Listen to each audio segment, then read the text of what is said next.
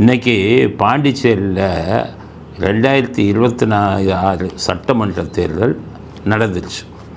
நமக்கு 23, கிட்டத்தட்ட நமக்கு ஒரு 10 நாளைக்கு முன்னாடியே 10-12 நாளைக்கு முன்னாடியே பாண்டிச்சேரியில் சட்டமன்ற தேர்தல் நடந்துருச்சு.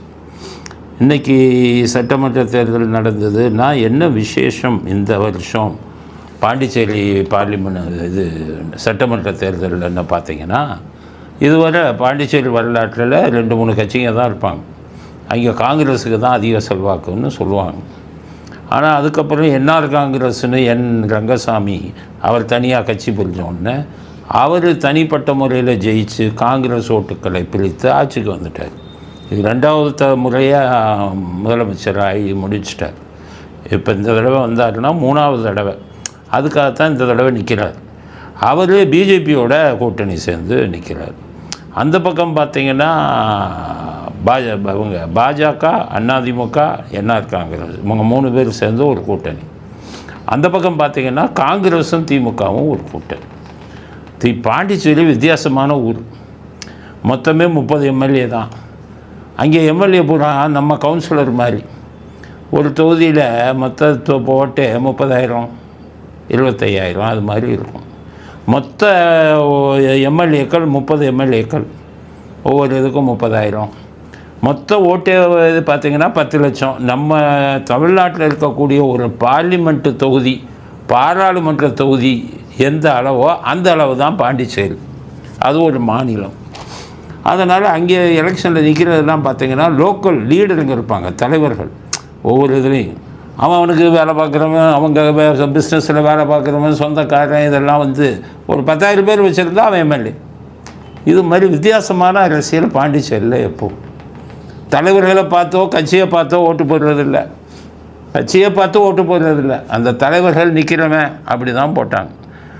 முதல்ல இந்த இதை உடைச்சவர் எம்ஜிஆர். 1977 இந்த எம்ஜிஆர் அதிமுகன்னு நின்ற உடனே எல்லாம் அடிபட்டு போச்சு. காங்கிரஸ், திமுக எல்லாமே அங்கே அடிபட்டு போய் அதிமுக ஜெயிச்சு ஆட்சியை பிடிச்சிருச்சு. அதுக்கப்புறம் சில பிரச்சனைகள் வந்தது.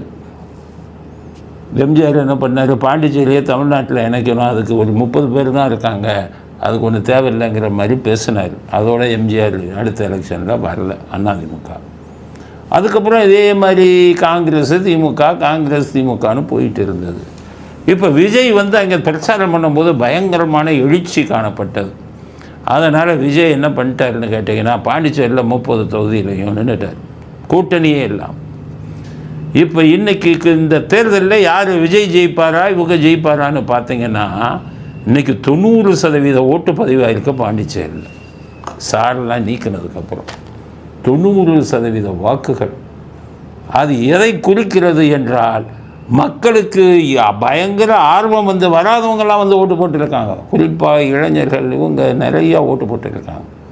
90% வாக்கு சதவீதம் பதிவாயிருந்தால் அது விஜய்க்கா அனுகூலமாக இருக்கும், விஜய்க்கு ஆதரவான ஒரு விஷயமாக இருக்குங்கிறது தான் நம்முடைய கணிப்பு. ஏன்னா இளைஞர்களுக்கெல்லாம் இப்போ அரசியலில் ஆர்வம் வந்துச்சு. முன்னாடி இளைஞன் கண்டுக்க மாட்டான், எவனோ ஒருத்தன் வரான். மற்றவங்க படித்தவங்களே கண்டுக்க மாட்டாங்க. இப்போ சென்னையில் இதிலெல்லாம் நான் சாஃப்ட்வேர் கம்பெனிலாம் பார்க்குறேன். சாஃப்ட்வேர் கம்பெனியில் இன்ஜினியர் பெரியவங்கெல்லாம் இந்த விட ஓட்டு போடணும்ப்பா, விஜய்க்கு ஓட்டு போடணும்ப்பாங்கிறாங்க. இதுக்கு முன்னாடி அரசியலை பற்றி பேசவே விரும்பாதவங்க, அரசியல் சாக்கடைன்னு சொன்னவங்கெல்லாம் படித்தவர்கள் எல்லாம் அந்த விட ஓட்டு போடணுங்கிறாங்க, விஜய்க்கு ஓட்டு போடுவோங்கிறாங்க. எங்களுக்கே அது அதிசயமாக இருக்குது. அதனால் இப்போ அந்த இளைஞர்களும் இவங்கெல்லாம் போட்டதுனால தான் பாண்டிச்சேரியில் 90% வாக்குகள் பதிவாகிருக்கிறது. இவ்வளவு அதிக வாக்கு சதவீதம் பதிவானதை பார்க்கும்போது பாண்டிச்சேரியில் தாவேகா வெற்றி பெற்று ஆட்சியை பிடித்தாலும் ஆச்சரியப்படுவதற்கு இல்லை அப்படிங்கிறது தான் நம்முடைய கணக்கு. அதனால் ரிசல்ட் வந்த உடனே, முடிவுகள் வந்த உடனே பொறுத்திருந்து பார்ப்போம். முடிவு நம்ம தமிழ்நாடு எலெக்ஷன் முடிஞ்சு எல்லாம் ஒன்றா சேர்த்து தான் எண்ணிக்கை ஒரே நாள், அதுவரை காத்திருப்போம் அப்படிங்கிறது பாண்டிச்சேரி விஷயத்தில் இன்றைக்கி தேர்தலை பற்றி இன்றைக்கி நம்ம பதிய விரும்பக்கூடிய கருத்து.